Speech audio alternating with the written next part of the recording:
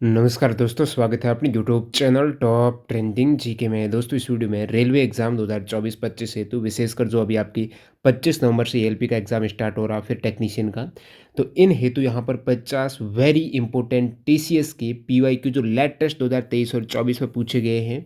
Extra fact से detail में बात करने वाले, कहने को 50 क्वेश्चन है पीवाईक्यू, लेकिन जब एक्स्ट्रा फैक्ट आप डिटेल देखेंगे तो ये 200 के आसपास क्वेश्चन हो जाएंगे।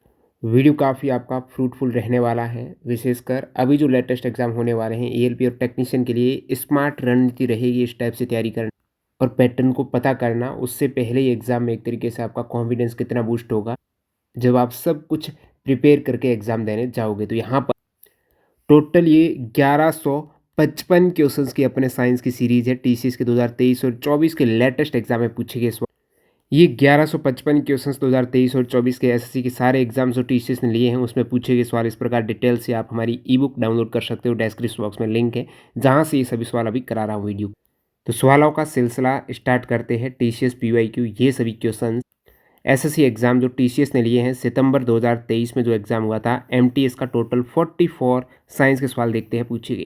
इस बीच आपको बता दूं, यदि आप रेलवे एग्जाम को टारगेट कर रहे हो और मॉक टेस्ट नहीं दे रहे हो, कहीं ना कहीं आपका टाइम मैनेज नहीं होगा, आते हुए सवाल गलत हो सकते, तो एग्ज़ाम से पहले अभी जो भी समय रहा है उसमें 10 के आसपास मॉक टेस्ट दे दो। कहाँ से दें mock test? Text book pass pro आज ही ले लो, जिसमें आने वाले भविष्य में जितने भी रेलवे या एसएससी के एग्जाम्स होंगे ना, एक बार पास प्रो ले लिया, जो भी एग्जाम्स आएंगे उस पर आप प्रीवियस ईयर के क्वेश्चंस है, पूरा पेपर, चैप्टर टेस्ट है, फुल टेस्ट है, सेक्शनल है, सब्जेक्ट वाइज, टॉपिक वाइज, सारा कुछ मौके यहाँ पर दे सकते हो। टीटीसी के कूपन कोड से फिलहाल आपको मैक्सिमम डिस्काउंट मिल रहा है।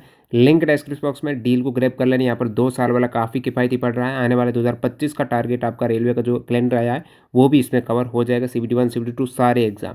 तो फिलहाल यहाँ पर सवाल स्टार्ट करते हैं। एमटीएस सितंबर 1 से 14 सितंबर 2023 को जो एग्जाम हुआ है, साइंस के 44 क्वेश्चन यहाँ पर पूछे गए हैं। वेरी इंपॉर्टेंट क्वेश्चन है यहाँ पर। देखिएगा पहला सवाल, पृथ्वी की परपट्टी में मौजूद 7वीं सबसे प्रचुर मात्रा में पाई जाने वाली धातु का क्या नाम है? तो 7वीं सबसे प्रचुर मात्रा में पाई जाने वाली धातु। अब देखिए ये सवाल थोड़ा गड़बड़ है। एक्चुअली ये 7वां तत्व है पृथ्वी की भूप्रपट्टी पे, 7वां सबसे अधिक पाया जाने वाला तत्व है। इन्होंने धातु कहा है और तत्व में अधातु भी आ जाती है। जैसे कि आप पृथ्वी की प्रॉपर्टी देखेंगे, इसका आंसर पोटेशियम है, ठीक है। तो इसमें मैं आपको सारे धातु अधातु उनकी प्रचुरता का क्रम बता देता हूँ। जैसे ऑक्सीजन अपने पृथ्वी की भूप्रपट्टी पर सबसे अधिक पाया जाता है, जो कि अधातु है, 46.6% पाया जाता है, ठीक है। उसके बाद सेकेंड जो एलिमेंट सबसे सॉरी यहाँ पर सेकेंड एलिमेंट की बात कर रहे हैं तो सिलिकॉन सबसे अधिक है, लगभग 27.7%। तो ये दो एलिमेंट है। सिलिकॉन जिसमें आप देखेंगे उपधातु है। एल्यूमिनियम ये धातु है। पृथ्वी की प्रपट्टी पर सबसे अधिक मात्रा में प्रचुरता से पाई जाने वाली धातु का आपको अलग से पूछें तो वो आप एल्यूमिनियम कहेंगे, 8.13%। उसके बाद चौथे स्थान पर लोहा है, लगभग 5%। पाँचवें स्थान पर, जैसे आपको 7वां पूछा ना, तो ये 5वां याद रखिएगा, कैल्शियम। एक सवाल इससे पहले पूछा गया है कि मानव शरीर में सबसे अधिक खनिज कौन सा पाया जाता है? तो अपने मानव शरीर में सबसे अधिक जो खनिज पाया जाता है ना, वो कैल्शियम है, जो लगभग अपने पूरे खनिज में लगभग 1.5% योगदान, मानव शरीर के वजन का 1.5% कैल्शियम। और यहाँ पर भूप्रपट्टी में मानव शरीर की नहीं बात हो रही है, ओवरऑल अपने पृथ्वी के प्रपट्टी पर 3.6% कैल्शियम 5वें स्थान पर है। कैल्शियम से ज़्यादा लोहा पाया जाता है पृथ्वी की प्रपट्टी पर, 5%। उसके बाद आप बात करेंगे छठे स्थान पर सोडियम, जो आपको पूछा ना 7वां एलिमेंट, वो पोटेशियम है, जो लगभग 2.59% है। छठे पर सोडियम है, 2.83% है। तो ये सभी आप देख सकते हो 10 तक, टॉप 10 रैंक है। मैग्नीशियम आपके 8वें स्थान पर है, टाइटेनियम 9वें और हाइड्रोजन 10वें स्थान पर है। इसमें से यदि अपन अधातु धातु का अलग से पूछ रहे तो अधातु सबसे अधिक ऑक्सीजन है, ओवरऑल में भी ऑक्सीजन है। उपधातु में सिलिकॉन है, धातु में एल्यूमिनियम, उसके बाद धातु में लोहा, फिर आपका कैल्शियम। ये चीज़ याद रखिएगा। अगला सवाल, तो ये सभी टीसीएस के क्वेश्चंस आपके लिए मस्ट रहेंगे। जैसे आपको पता है एलपी हो गया, टेक्नीशियन हो गया, 10 क्वेश्चंस आपके जीके के आएंगे। उसमें से भी कला संस्कृति का रोल है, उसमें स्पोर्ट्स का है, करंट अफेयर्स है। तो लेटेस्ट तो 24 के एसएससी की टीसीएस ने जो एग्जाम्स लिए हैं ना, उसमें यहाँ पर 4300 क्वेश्चंस हमने कंपाइल कर दिए हैं। इस प्रकार से सब्जेक्ट वाइज आप देखेंगे कला संस्कृति के सारे क्वेश्चन है। इसी प्रकार हमने क्या किया, 2023 के सारे एग्जाम्स टीसीएस ने लिए हैं और ये भी वेरी इंपॉर्टेंट क्वेश्चन है। 5311 क्वेश्चन कंपाइल कर दिए सब्जेक्ट वाइज। ये ई बुक भी सारी डिस्क्रिप्शन बॉक्स में लिंक है, कैसे डाउनलोड करनी है, एक डेमो वीडियो भी पड़ा हुआ है। एनसीईआरटी 9th 10th को आपको टारगेट करना है, क्योंकि सिलेबस में दे रखा है 10वीं लेवल तक की साइंस है। तो एनसीईआरटी की हमने एग्जाम्पलर जो एनसीईआरटी की टेक्स्ट बुक में एक डीपली कंसेप्ट वाले सवाल होते हैं, उसके सहित यहाँ पर पूरा चैप्टर कवर किया गया है। तो ये बुक भी आपको ट्राई करनी चाहिए। क्लास 9th की है, फिलहाल 10th की भी जल्द लाने वाले। सवाल नंबर 2, रॉबर्ट हुक ने कोशिका शब्द का प्रयोग किस वर्ष किया था? रिपीटेड है, सभी को पता होना चाहिए, 1665 में।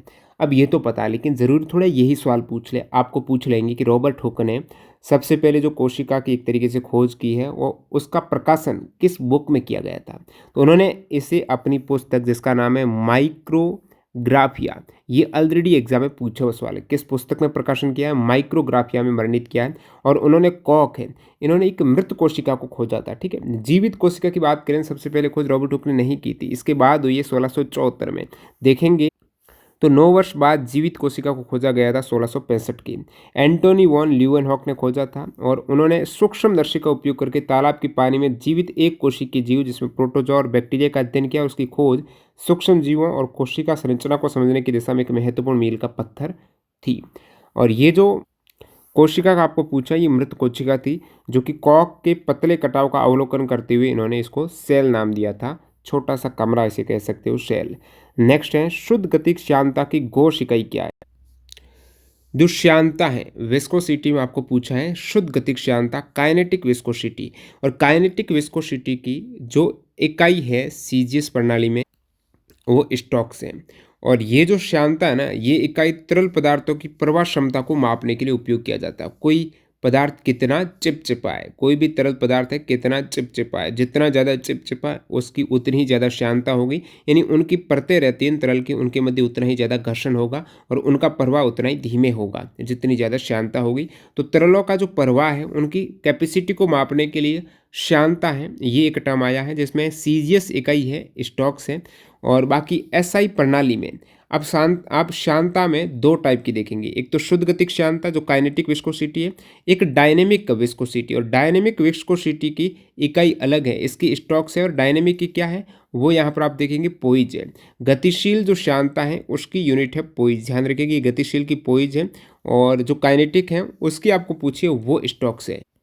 और जो ये स्टॉक्स है ना, ये यदि ऐसा यूनिट में देखें शुद्ध गतिक श्यानता की इकाई, तो मीटर स्क्वायर पर सेकंड हो जाएगा, ठीक है, मीटर स्क्वायर पर सेकंड। जब यहाँ पर यूनिट की बात हो रही, दो और इंपॉर्टेंट यूनिट जहाँ पर कैंडिडेट कंफ्यूज होते हैं, एक चुंबकीय फ्लक्स, एक चुंबकीय फ्लक्स घनत्व।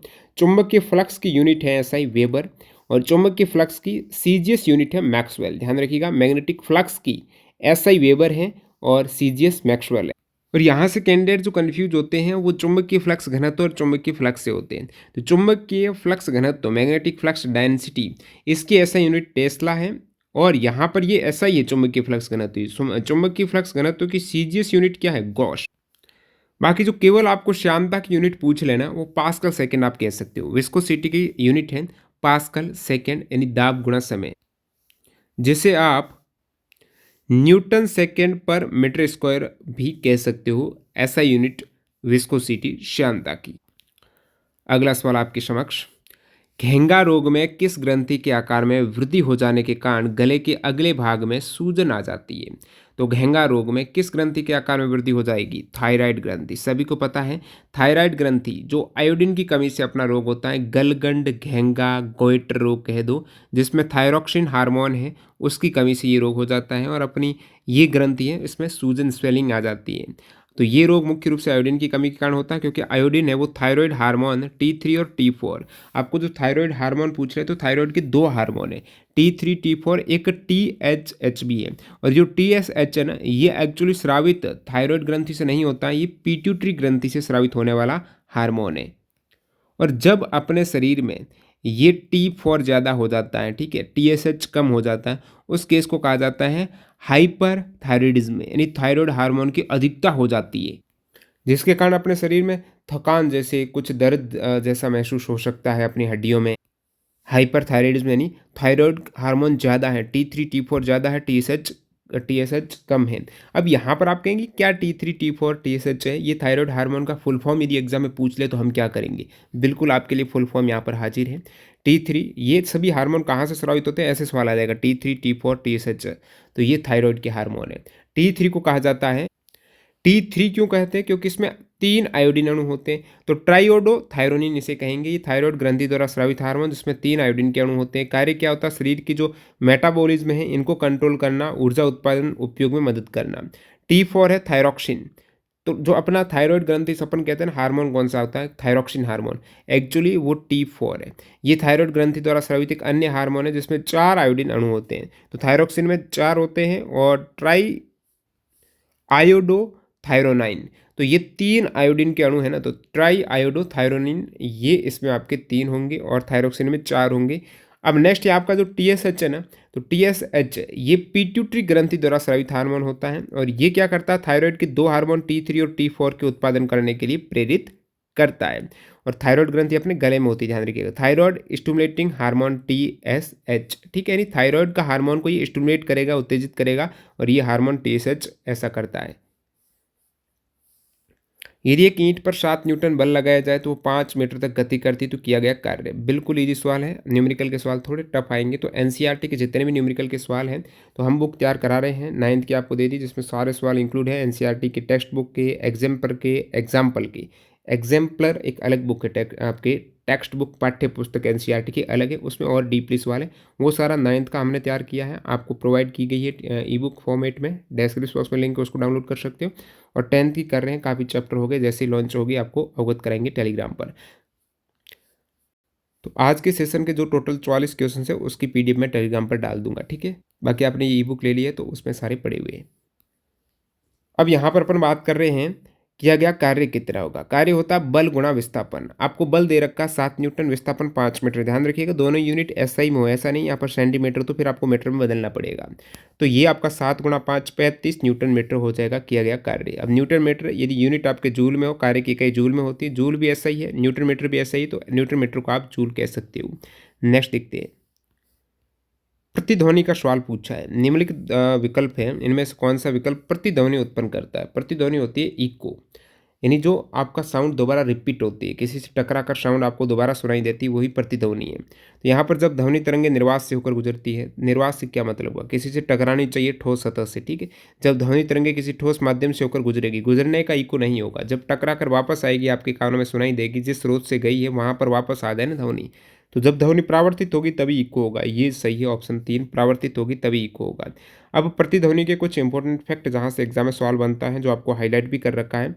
आवश्यक दूरी प्रतिध्वनि के लिए, जिस ध्वनि स्रोत से ध्वनि यहाँ पर निकली है उसके और टकराने वाली जो बीच में कोई सॉलिड आ रहा है उसके मध्य मिनिमम दूरी आपके 17 मीटर की होनी चाहिए।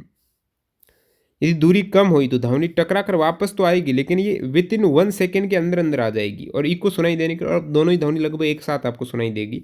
तो इको सुनाई देने के लिए थोड़ा अंतर 0.1 सेकेंड का रहना चाहिए।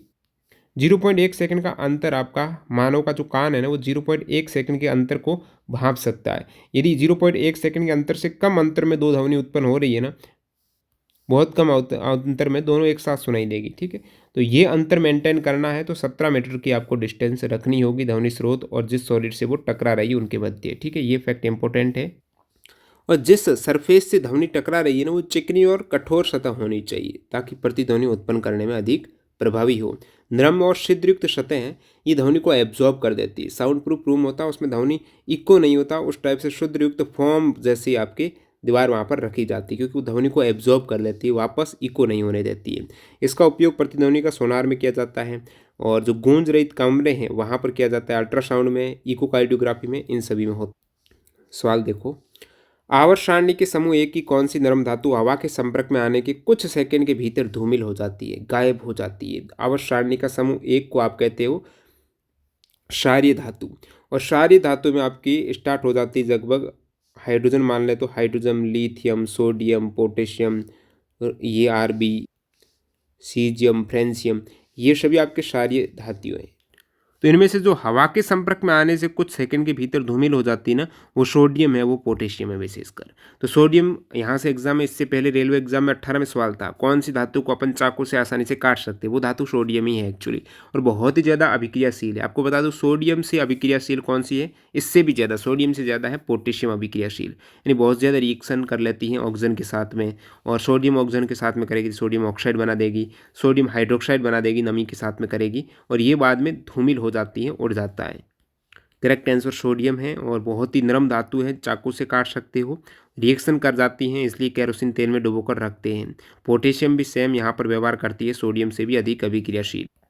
नेक्स्ट सवाल नंबर 8, स्वास्थ्य प्रतिरक्षा प्रणाली जो अपना इम्यून सिस्टम है, रोगों से लड़ने का जो सिस्टम है, कम प्रकाश में देखने की क्षमता और स्वस्थ त्वचा के लिए कौन सा विटामिन आवश्यक है? विटामिन ए यहाँ पर हो जाएगा। स्वस्थ प्रतिरक्षा प्रणाली अच्छी हो अपनी, और देखने की क्षमता, विजन पावर अच्छा हो, इसलिए कहते हैं कि गाजर खाइएगा। जिनकी रोशनी कमजोर है उनको गाजर खाने की डॉक्टर सलाह देते हैं। यानी गाजर में क्या होता है, विटामिन ए भरपूर होता है, और विटामिन ए अपनी रोशनी को सही करता है। और साथ ही साथ यहाँ पर जो विटामिन ए होता है ना, जैसे व्हाइट ब्लड सेल, ये रोगों से लड़ती है, व्हाइट ब्लड सेल, WBC आप कहते हो, ठीक है। तो विटामिन ए श्वेत रक्त कोशिकाओं के निर्माण और कार्य को बढ़ावा देकर संक्रमण से लड़ने में मदद करती है, जो स्वस्थ प्रतिरक्षा प्रणाली के लिए आवश्यक है। विटामिन ए, जैसे आप रेटिनॉल बोलते हो, आंखों की रेटिना में प्रकाश संवेदनशील प्रोटीन रोडोप्सिन के निर्माण में मदद करता है। तो आंखों में एक प्रकाश को संवेदन, जैसे प्रकाश का पता करने वाला जो एक प्रोटीन है रोडोप्सिन, उसका निर्माण करता है विटामिन ए। और जो कम प्रकाश में देखने में सहायक होता है ये रोडोप्सिन, कम प्रकाश में भी आप देख सकते हो, नाइट विजन अच्छा हो जाएगी। यदि विटामिन ए युक्त आप सॉस वाले भोजन ग्रहण करेंगे, जैसे सॉस में आपका गाजर है, पालक है, इसमें विटामिन ए भरपूर होता है। तो ये आपके वेजिटेबल सॉसेज हैं, और यकृत है, अंडे की जर्दी है, ये एनिमल सोर्सेज है। विटामिन ए की अनुशंसित मात्रा, यानी कितना विटामिन आपको कंज्यूम करना चाहिए प्रतिदिन, विटामिन ए की बात करें तो वयस्क पुरुष के लिए 900 माइक्रोग्राम प्रतिदिन, और वयस्क महिला के लिए 700 माइक्रोग्राम प्रतिदिन विटामिन ए का आपको सेवन करना चाहिए। फिलहाल सवाल 9 देखते हैं। किसने अश्वशक्ति यानी हॉर्स पावर की एक इकाई स्थापित की, जो एक घोड़े द्वारा 1 मिनट में 33,000 फुट पाउंड काम करने के बराबर है? जो हॉर्स पावर आपने टर्म सुनी होगी कि 1 हॉर्स पावर बराबर 740 वॉट है। जैसे आप कहते हैं ना 1 डजन बराबर 12, इसी टाइप से एक अश्वशक्ति में 740 वॉट होते हैं। और अश्वशक्ति टर्म कहाँ से आई? तो जेम्स वॉट ने अश्वशक्ति की इकाई स्थापित की है। जेम्स वॉट ने अश्वशक्ति को किस टाइप से डिफाइन किया? तो उन्होंने कहा कि एक घोड़े द्वारा, एक कोई घोड़ा है ना, वो 1 मिनट में 33,000 फुट पाउंड काम करने के बराबर है। 1 हॉर्स पावर है, एक घोड़ा 1 मिनट में जो 33,000 फुट पाउंड काम करेगा, वो एक अश्वशक्ति 740 वॉट के इक्वल होगा। जो इंजन वगैरह, मोटर वगैरह, इनकी कैपेसिटी अक्सर इसमें मापी जाती है, हॉर्स पावर में। कितने HP की मोटर है आपने सुना होगा। पैराथायरॉयड हार्मोन के अपर्याप्त स्तर के कारण रक्त में कैल्शियम की कमी किस स्थिति का कारण बनती है? तो पैराथायरॉयड हार्मोन के अपर्याप्त स्तर के कारण रक्त में कैल्शियम की कमी किस स्थिति के कारण बनती है? तो ये होती है दोस्तों हाइपोकैल्सीमिया, अल्प कैल्शियम रक्तता इसे कहेंगे, हाइपोकैल्सीमिया। तो ये पैराथायरॉयड हार्मोन PTH इसके अपर्याप्त स्तर के कारण रक्त में कैल्शियम की कमी हो जाएगी। कैल्शियम की कमी को हाइपो कहेंगे, कैल्शियम की अधिकता हो जाएगी तो हाइपर कैल्सीमिया है। ये हाइपोकैल्सीमिया है क्योंकि यहाँ पर पैराथायरॉयड हार्मोन है वो कम हो गया है। पैराथायरॉयड कम होने से अपने शरीर में, ब्लड में कैल्शियम की कमी हो जाएगी, सीरम कैल्शियम की कमी हो जाएगी। हाइपोकैल्सीमिया हो जाए तो क्या लक्षण देखने को मिलेंगे? मांसपेशियों में ऐंठन, दर्द होगा, झटके आपको लगेंगे, हाथ पैर और चेहरे की मांसपेशियों में संकुचन, झुंझुनी टाइप आपको लगेगी, टिंगलिंग कहेंगे, सुन्नता आपको आएगी हाथ पैरों में। लंबे समय तक PTH की कमी से हड्डियों में घनत्व कम हो जाता है एक तरीके से कैल्शियम का, और PTH रक्त में कैल्शियम का स्तर बनाए रखने के लिए हड्डियों से कैल्शियम रिलीज करता है। भाई ब्लड में एक कैल्शियम का लेवल मेंटेन होना चाहिए, यदि नहीं हो तो ये पैराथायरॉयड हार्मोन क्या करेगा? अपने हड्डियों में कैल्शियम खूब पड़ा, तो हड्डियों में से कैल्शियम निकालता है पैराथायरॉयड हार्मोन। ये आंतों और गुर्दों में कैल्शियम अवशोषण को भी बढ़ावा देता है। नेक्स्ट आपका है रेखीय संवेग के मापन की इकाई क्या है? लीनियर मोमेंटम, रेखीय संवेग। रेखीय संवेग यानी एक्चुअली आपको संवेग है द्रव्यमान गुणा वेग की बात हो रही है। द्रव्यमान का मात्रक किलोग्राम, वेग का मीटर पर सेकेंड, तो रेखीय संवेग का यही मात्रक है। अब रेखीय संवेग कहाँ पर काम आता है? जहाँ पर कोई ऐसी चीज़ हो, किसी वेग से गति भी करो और उसका अच्छा खासा मास भी हो, द्रव्यमान भी हो, गति हो रही है, द्रव्यमान भी है, दोनों चीज़ एक साथ होगी तो उस हिसाब से वो उसका संवेग लगेगी। किसी चीज़ के कोई टक्कर हो रही है, तो कोई टक्कर हो रही है तो उस पर कितनी चोट लगेगी डिपेंड करता है वो चीज़ भारी कितनी और किस स्पीड से टक्कर मार रही है। बिल्कुल हल्की सी चीज़ है, जैसे पेज हो गया, पन्ना हो गया, और बहुत स्पीड से टक्कर मारा तो कोई ज़्यादा चोट नहीं लगेगी, क्योंकि उसका संवेग कम है। और एक बहुत भारी आपने पत्थर और बहुत तेज़ स्पीड से उसी पेज की स्पीड से आपको टक्कर लगी तो आप मर जाओगे, क्योंकि उसका संवेग ज़्यादा है। तो संवेग से डिफाइन होता है एक्चुअली जो आपका फोर्स अप्लाई हो रहा है वो कितना होगा। तो ये द्रव्यमान गुणा वेग से होता है, और सदिश राशि है। रेखीय संवेग एक सदिश राशि है, जिसका अर्थ है कि इसका परिणाम और डायरेक्शन दोनों ही फिक्स्ड होते हैं। इसकी दिशा वस्तु के वेग की दिशा के समान होती है। संवेग है वस्तु के वेग की डायरेक्शन में ही लगता। संवेग संरक्षण का एक नियम भी है, जो आप कह सकते हो न्यूटन की गति का दूसरा नियम। एक बंद निकाय में कुल रेखीय संवेग हमेशा संरक्षित होता है। टक्कर से पहले संवेग बराबर टक्कर के बाद संवेग, कुल संवेग हमेशा स्थिर रहेगा। और रेखीय संवेग के आप उदाहरण देख सकते हो, जब एक क्रिकेटर गेंद को फेंकता है तो गेंद में एक निश्चित द्रव्यमान और वेग होता है। इस प्रकार गेंद में रेखीय संवेग काम करेगा। चलती कार में रेखीय संवेग होगा। आप कहेंगे रेखीय संवेग तो बिल्कुल समझ में आ गया, लेकिन ये कोणीय संवेग क्या है? कोणीय संवेग का ऐसा ही मात्रक है, ये क्या होता है? कोणीय संवेग का ऐसा ही मात्रक आप कहेंगे तो किलोग्राम मीटर स्क्वायर प्रति सेकेंड, किलोग्राम मीटर स्क्वायर प्रति सेकेंड होता है। कोणीय संवेग को आप कहेंगे एल से शो करते हो, और यहाँ पर जूल सेकंड के रूप में भी इसे आप व्यक्त कर सकते हो कोणीय संवेग को। कोणीय संवेग एल का सूत्र क्या होता है? जड़त्व आघूर्ण इनर्शिया गुणा कोणीय वेग। कोणीय वेग की आप बात करें मात्रा की तो रेडियन प्रति सेकंड होती है। कितना एंगल बना है रेडियन का एक सेकंड में, वो कोणीय वेग हो जाएगा। और जड़त्व आघूर्ण इनर्शिया आई बराबर आप देखते हो mr²। तो यहाँ पर मास और फिर डिस्टेंस का स्क्वायर, मास का किलोग्राम, डिस्टेंस का स्क्वायर आपका मीटर स्क्वायर। तो किलोग्राम मीटर स्क्वायर का जड़त्व आघूर्ण का हो जाएगा, जड़त्व आघूर्ण किलोग्राम मीटर स्क्वायर। और फिर कोणीय वेग होगा रेडियन पर सेकेंड, तो ये रेडियन पर सेकेंड। तो ये पूरा मात्रक हो जाएगा किलोग्राम मीटर स्क्वायर पर सेकेंड।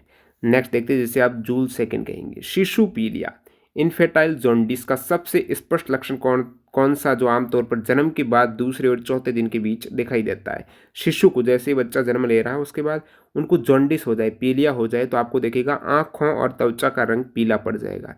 अब ये ऐसा क्यों होता है? ये पीले रंग द्रव्य बिलिरुबिन के स्तर में वृद्धि के कारण होता है। अपने ब्लड में एक कलर है, वर्णक है बिलिरुबिन, वो बढ़ जाएगा। और जो जन्म के बाद नवजात के शरीर में सामान्य रूप से टूटते हुए आरबीसी लाल रक्त कोशिकाओं से ये बिलिरुबिन बनता है, और इसका स्तर बढ़ गया तो यहाँ पर पीलिया होने के चांसेस बढ़ जाएंगे।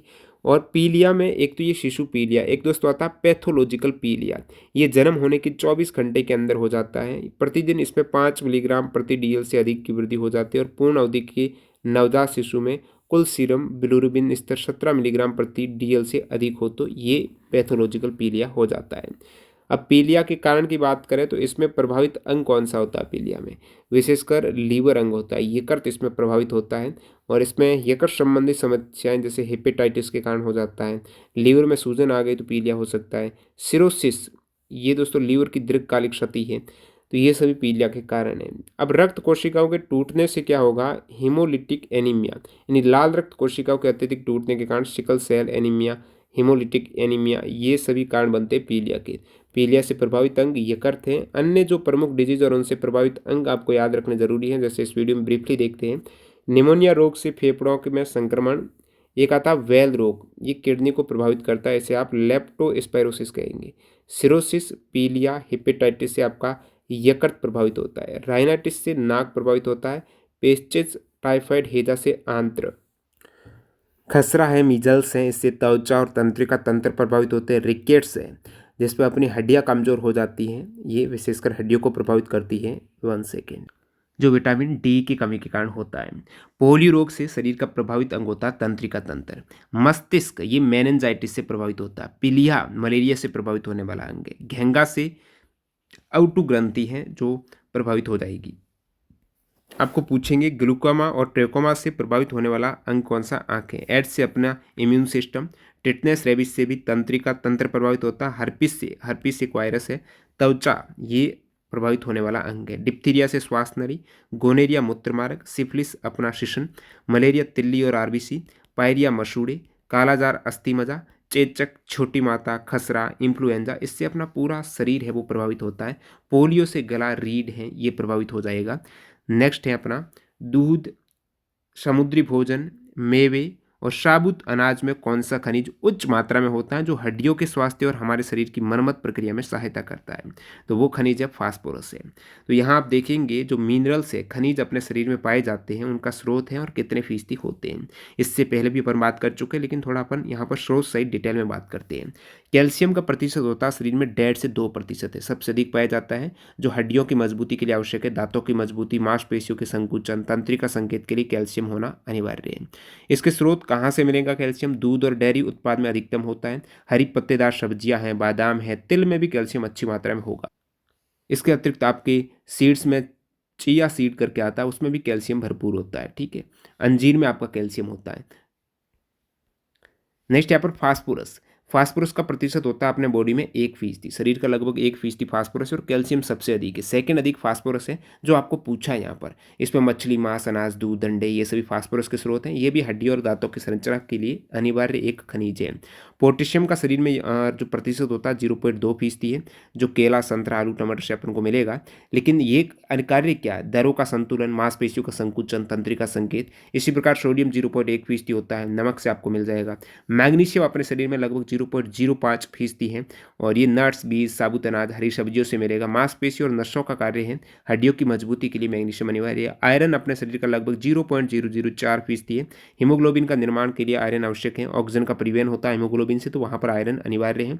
आयरन मिलेगा आपको पालक से, रेड मीट, दालें और सूखे मेवे से। जिंक की बात करें तो शरीर का लगभग 0.003% है। प्रतिरक्षा प्रणाली, इम्यून सिस्टम, एंजाइम रिएक्शन से, समुद्री भोजन, नट, साबुत अनाज से ये मिलता है। तो अपने शरीर में लगभग 5% भार होता है खनिज का, जिसमें अधिकतम है कैल्शियम का। नेक्स्ट अपना है कौन सा एक सफेद और पीले रंग का ठोस है जिसमें हल्की सुगंधित गंध होती है, जिसे ऊर्ध्वपातन की प्रक्रिया द्वारा शुद्ध किया जाता है। ऊर्ध्वपातन में क्या होता है आपको पता है? ठोस डायरेक्टली गैस में बदलता है। द्रव अवस्था आती ही नहीं है उसमें, डायरेक्टली ठोस है वो गैस में कन्वर्ट हो जाएगा, सॉलिड टू गैसेज, जो एंथ्रासिन में देखने को मिलता है, जो आपको कपूर नौशादर में भी देखने को मिलता है, जो आपको यहाँ पर पूछा कि ऊर्ध्वपातन से इसे शुद्ध करेंगे। ये एंथ्रासीन है। एंथ्रासीन में आपका होता है C14S10, ये इसका फॉर्मूला है और ये बहुचक्रीय एरोमेटिक हाइड्रोकार्बन है। नेक्स्ट अपना देखते हैं बाकी एंथ्रासीन मुख्यतः कोयला, टार से प्राप्त किया जाता है। इसका उपयोग होता है डाई करने में, रंग में, रंजक के निर्माण में, फोटो कंडक्टिव सामग्री के और इलेक्ट्रॉनिक्स में। नेक्स्ट है आधुनिक आवर्त सारणी में कितने तत्व सूचीबद्ध है? इजी सवाल है, आपको पता है 118 वर्तमान में एलिमेंट है अपनी आवर्त सारणी में। उसमें आप देखेंगे टोटल प्राकृतिक नेचुरल एलिमेंट है 94 और 24 एलिमेंट है वो आपका कृत्रिम है, यानी प्रयोगशाला में बनाए गए हैं। आधुनिक आवर्त सारणी में 7 आवर्त 18 समूह हैं। इसको हेनरी मोजले ने है वो आधुनिक आवर्त सारणी का निर्माण किया था। सबसे 118वां लेटेस्ट एलिमेंट है वो ऑग्नेसन है। ठीक है, ऑग्नेसन OG से आप डिनोट करते हो। 118वां एलिमेंट जो 18वें ग्रुप का एलिमेंट है। कोशिका विभाजन की प्रक्रिया में दो संतति केंद्रकों के बीच फ्रेगमोप्लास्ट का निर्माण किसके दौरान होता है? MTS में ये सवाल है, दो बार अलग अलग टाइप से पूछा गया है। एक तो ये पूछा, दूसरा पूछा है कि फ्रेगमोप्लास्ट है ये कौन से विभाजन में होता है? जो यहाँ पर आप देखेंगे कोशिका विभाजन में, समसूत्री विभाजन में, जिसमें एक कोशिका से दो संतति कोशिका बनती है, दो संतति केंद्रक के बीच में। तो कोशिका विभाजन की प्रक्रिया में एक फ्रेगमोप्लास्ट का निर्माण होता है कोशिका दैर्घ्य विभाजन के दौरान। कोशिका दैर्घ्य विभाजन के दौरान यानी साइटोकाइनेसिस के दौरान कोशिका विभाजन की प्रक्रिया जब होती तो दो संतति केंद्रकों के बीच, ये जो दो संतति केंद्रक बनेंगे ना, उनके मध्य फ्रेगमोप्लास्ट का निर्माण होगा, जिसे आप कहेंगे कोशिका दैर्घ्य विभाजन। साइटोकाइनेसिस के दौरान ये होता है। तो साइटोकाइनेसिस जब कोशिका दैर्घ्य का विभाजन होता है ना, उस दरमियान दो केंद्रकों के मध्य ये फ्रेगमोप्लास्ट है। इसका निर्माण विशेष रूप से आपको पता है पादप कोशिकाओं में ये होता है। ठीक है, तो फ्रेगमोप्लास्ट का निर्माण टेलोफेज के अंत में शुरू होता है। फ्रेगमोप्लास्ट माइक्रोट्यूबुल्स, माइक्रोफिलामेंट्स और वेसिकल्स का एक ढांचा है। ये कोशिका प्लेट बनाने में मदद करता है, जो पादप कोशिकाओं में नई कोशिका दीवार का आधार है। कोशिका भित्ति है ना, उसका आधार है कोशिका प्लेट। तो कोशिका सेल प्लेट बनाने में ये मदद करता है फ्रेगमोप्लास्ट, और सेल प्लेट है, इसी से आपकी कोशिका भित्ति फिर बनती है। तो समसूत्री विभाजन में इस टाइप से आपको दो संतति कोशिकाएं हैं वो देखने को मिलती है, जिसमें गुणसूत्रों की संख्या है वो समान होती है। और समसूत्री विभाजन से अपनी जो शरीर में कोशिकाओं की मरम्मत है, वृद्धि होती है, वो चीज़ समसूत्री विभाजन के द्वारा होती है, नई कोशिकाएं बनती है। परमाणु संख्या 35 वाले किस रासायनिक तत्व में तीक्ष्ण गंध वाला गहरा लाल भूरा तरल होता है? तो परमाणु संख्या 35 है दोस्तों ब्रोमीन की। आपको पता होना चाहिए क्लोरीन का परमाणु क्रमांक है 17 और ये जो 17 के बाद 18वां एलिमेंट उसी ग्रुप में रिपीट होगा। तो 17 प्लस 18 करेंगे तो ये 35 हो जाएगा। तो यहाँ से 35 कैसे आया? 17 और 18 को जोड़ने से। ये परमाणु क्रमांक ब्रोमीन का है। नेक्स्ट आपका, किस प्रक्रिया को कभी कभी न्यूनीकरण विभाजन रिडक्शन डिवीजन कहा जाता है? क्योंकि ये शुक्राणु और अंडे बनाने के लिए गुणसूत्रों की संख्या को सामान्य संख्या से आधा कर देता है। तो गुणसूत्र आधे होंगे आपके अर्धसूत्री विभाजन में, और इसी अर्धसूत्री विभाजन को न्यूनीकरण विभाजन कहेंगे, क्योंकि गुणसूत्र न्यून हो रहे हैं, रिडक्शन हो रहा है, तो ये म्यूसिस अर्धसूत्री विभाजन है। बाकी गुणसूत्र समान ऊपर आपने देखा समसूत्री विभाजन में रहते हैं। और अर्धसूत्री विभाजन अपने जनन प्रक्रिया में विशेषकर जो नर युग्मक शुक्राणु और मादा जो एकल कोशिका अंडाणु है, उसके लिए यहाँ पर गुणसूत्रों की संख्या आधी आधी मिलकर पूरा एक यहाँ पर कोशिका बनेगी, तो समान संख्या निकल के आएगी। नेक्स्ट है, कौन से सूक्ष्म एकल कोशिका वाले प्रकाश संश्लेषक जीव समुद्र, प्रकाश जो संश्लेषक जीव है ना, वो समुद्र के प्राथमिक उत्पादक के रूप में जाने जाते हैं? तो समुद्र में प्राथमिक उत्पादक यानी जैसे अपने यहाँ पर पृथ्वी पर स्थल पर यहाँ पर प्राथमिक उत्पादक कौन है? तो उत्पादक है पेड़ पौधे। तो समुद्र में जो पेड़ पौधे होते हैं ना, वो एक प्राथमिक उत्पादक का काम करेंगे, और ये एकल कोशिका वाले होते हैं समुद्र में जो प्राथमिक उत्पादक। बाकी पेड़ पौधे यहाँ से आप देखते हो तो वो बहुकोशिकीय होते हैं, लेकिन समुद्र में ये प्राथमिक उत्पादक के रूप में एकल कोशिका वाले प्रकाश संश्लेषक जीव है ना, वे जीव जो जलीय खाद्य श्रृंखलाओं का आधार बनते हैं, और इनको फिर जो जल में रहने वाले जीव जंतु खाते हैं, ये उत्पादक का काम करेगा और फोटोसिंथेसिस से अपना भोजन बनाएंगे। तो इनका नाम होता है फाइटोप्लैंक्टन, यानी पादप प्लवक की बात हो रही है। वे सूक्ष्म, बहुत सूक्ष्म एकल कोशिका वाले प्रकाश संश्लेषक जीव हैं, जो समुद्र के प्राथमिक उत्पादक के रूप में जाने जाते हैं और जलीय खाद्य श्रृंखलाओं का आधार बनते हैं। इन्हें फाइटोप्लैंक्टन या फिर पादप प्लवक कहा जाता है। तो ये आपको बता दिया एकल कोशिका है। कहाँ पर मिलेंगे? अपने जो जल निकाय है वहाँ पर। फाइटोप्लैंक्टन सूर्य के प्रकाश और कार्बन डाइऑक्साइड का उपयोग करके जो पेड़ पौधे भोजन बनाते हैं, तो ये भी ग्लूकोज या भोजन बनाते हैं जो ऑक्सीजन उत्सर्जित करते हैं। ये पृथ्वी पर अधिकांश ऑक्सीजन उत्पादन के लिए फाइटोप्लैंक्टन जिम्मेदार है, बहुत ज़्यादा ऑक्सीजन उत्सर्जित करते हैं, और समुद्र में कार्बन डाइऑक्साइड को अवशोषित करते हैं ये, ताकि जलवायु संतुलन यहाँ पर बनाया जा सके। और फाइटोप्लैंक्टन या फिर कहें कि पादप प्लवक, इसमें प्रकार हैं, जैसे एक आता है डाइटम्स। तो डाइटम्स है सिलिका युक्त कोशिका भित्ति वाले फाइटोप्लैंक्टन है। और एक आता है डाइनोफ्लेजलेट्स। तो डाइनोफ्लेजलेट्स तैरने के लिए फ्लेजला वाले यहाँ पर ये फाइटोप्लैंक्टन। साइनोबैक्टीरिया भी आप कहेंगे पादप प्लवक है, जिन्हें नीला हरा, नील हरित शैवाल आप कहते हो, ये सभी फाइटोप्लैंक्टन के उदाहरण हैं। अगला सवाल, ये सवाल काफ़ी बार एग्जाम में आता है। ट्रिप्नोसोमा जीनस के प्रोटोजोआ के कारण होने वाली उस जानलेवा बीमारी का नाम बताइए जो संक्रमित सीसी फ्लाइज, सीसी मक्खी है ना, उसके काटने से मानव शरीर में फैलती है। तो सीसी मक्खी ये एक तरीके से रोगाणु ले जाने का काम कर रही है, प्रोटोजोआ ले जाने का काम कर रही है, और प्रोटोजोआ है वो ट्रिप्नोसोमा जीन्स का है। तो इसके कारण स्लीपिंग सिकनेस है, एक निद्रा की बीमारी हो जाएगी, निद्रालु व्याधि इसे कहेंगे। तो ये ट्रिप्नोसोमा गैम्बियस जो एक कोशिक के जीव है, मनुष्य में अनिद्रा जो अफ्रीका का निद्रा रोग उत्पन्न करता है। ये एक परजीवी है, प्रोटोजोआ जो कि रोग की प्रारंभिक अवस्था में प्रभावित व्यक्ति के रुधिर तथा लसिका ग्रंथियों में, लिम्फ नोड्स में पाया जाता है। कालाजार भी यहाँ पर आपको बता दूं प्रोटोजोआ के कारण होने वाली डिजीज है, जो परजीवी लिस्मेनिया, प्रोटोजोआ लिस्मेनिया के कारण कालाजार आता है। और कालाजार है ये बालू मक्खी के द्वारा फैलता है। ये दोनों इंपॉर्टेंट व्याधि है जहाँ से एग्जाम में सवाल आते हैं।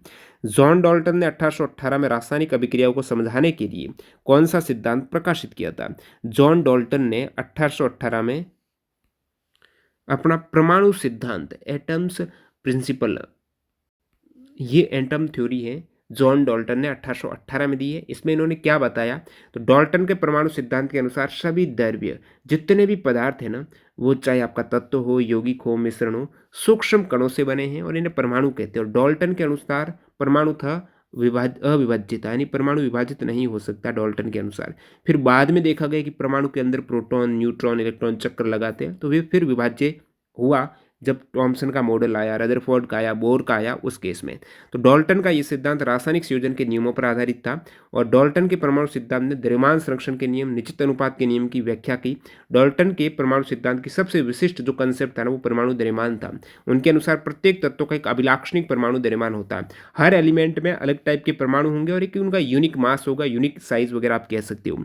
डाल्टन के सिद्धांत के कुछ अभिग्रहित की बात करें तो इन्होंने कहा कि जितने भी द्रव्य हैं, जितने भी पदार्थ है, वो परमाणु से निर्मित हैं और ये सभी रासायनिक अभिक्रियाओं में परमाणु भाग लेते हैं। और इन्होंने कहा कि परमाणु अविभाज्य सूक्ष्मतम कण है जो रासायनिक अभिक्रिया में न तो बन सकता है और न ही नष्ट हो सकता है, ये भी डाल्टन ने कहा। डाल्टन ने यह भी कहा कि दिए गए तत्वों के सभी परमाणु का द्रव्यमान और रासायनिक गुणधर्म समान होता है। एक तत्व में एक एलिमेंट जैसे सोडियम ले लिया, उसमें जितने भी परमाणु हैं छोटे छोटे, सभी का समान द्रव्यमान और रासायनिक गुणधर्म होंगे। और अलग अलग तत्वों के यदि परमाणु, एक सोडियम ले लिया, एक आपने हीलियम ले लिया, इन दोनों के अलग अलग परमाणु के द्रव्यमान अलग अलग होंगे, ठीक है। और भिन्न भिन्न तत्वों के परमाणु परस्पर छोटी पूर्ण संख्या के अनुपात में संयोग कर यौगिक बनाते हैं। जैसे H2O यौगिक बन गया, तो यहाँ पर छोटी पूर्ण संख्या में, जैसे 2 जल के अणु, 1 ऑक्सीजन का अणु, 2 और 1 के रेशियो में इन्होंने यौगिक बना दिया। और किसी भी यौगिक में परमाणु की सापेक्ष संख्या एवं प्रकार निश्चित होता है, परमाणु की संख्या फिक्स रहेगी। जल का यौगिक कहीं से भी आप लेके आओ, जल हमेशा 2 हाइड्रोजन 1 ऑक्सीजन से ही बनेगा, चाहे आप समुद्र से लाओ, कहीं से भी लाओ। अब देखिए यहाँ पर परमाणु की बात हो रही थी। सबसे पहले परमाणु की बात जो विचार आया था वो कणाद के आया था। ये 500 ईसा पूर्व की बात है और कणाद ने कह दिया था कि पदार्थ सबसे सूक्ष्मतम कण एक परमाणु है जो एक तरीके से विभाजित नहीं हो सकता है। ये चीज़ कणाद ने बहुत पहले कह दी थी। और अन्य एक दार्शनिक हुआ था पकुदा कात्यायान, उन्होंने भी इस मत को समर्थन दिया और समझाया कि द्रव्यों के भिन्न भिन्न रूपों को प्रदान करता है। परमाणु से कण जो सामान्य संयुक्त रूप से पाए जाते हैं। और बाकी आपको सवाल एक एग्जाम में पूछा हुआ टीसीएस ने कि परमाणु शब्द किसने दिया है, तो एटम शब्द है वो डेमोक्रिटस ने दिया है। ल्यूसिपस ने, डेमोक्रिटस ने कहा कि हम द्रव्यों को विभाजित करते जाए तो ऐसी स्थिति आएगी जब प्राप्त कण को पुनः विभाजित नहीं किया जाएगा। इसे ही इन्होंने अविभाज्य का, एटम का मतलब होता है अविभाज्य, और ये टर्म सबसे पहले डेमोक्रिटस ने दी थी। इंपॉर्टेंट है ये सभी फैक्ट। मृदा विज्ञान के क्षेत्र में ह्यूमस को क्या माना जाता है? ह्यूमस क्या होता है? ह्यूमस यानी जो मृत पौधे हैं, मृत जीव हैं, उनके अपघटन से जो खाद मिट्टी बनी है ना, वही ह्यूमस है। मिट्टी में मृत पौधे, जीव जंतु, कचरा है, उनका अपघटन होने से जो अच्छे अच्छे पोषक तत्व मिले हैं ना, मिट्टी समृद्ध हुई है ना, वो ह्यूमस है। तो मिट्टी में ह्यूमस होना जरूरी है, मृत पौधे, जीव जंतु का अपशिष्ट होना जरूरी है, ये खाद का काम करेंगे ह्यूमस। नेक्स्ट है, कोशिका भित्ति की अधिकांश यांत्रिक शक्ति के लिए उत्तरदायी प्राथमिक संरचनात्मक घटक कौन होता है? कोशिका भित्ति की बात करें तो कोशिका भित्ति की अधिकांश यहाँ पर यांत्रिक शक्ति के लिए उत्तरदायी घटक होता है सेलुलोज। कोशिका भित्ति पादप की सेलुलोज की बनी होती है। सेलुलोज एक लंबी रेखिक पॉलीसेकेराइड है जो बीटा ग्लूकोज इकाइयों से बना है। सेलुलोज में बहुत सारी ग्लूकोज यूनिट है, बीटा ग्लूकोज यूनिट।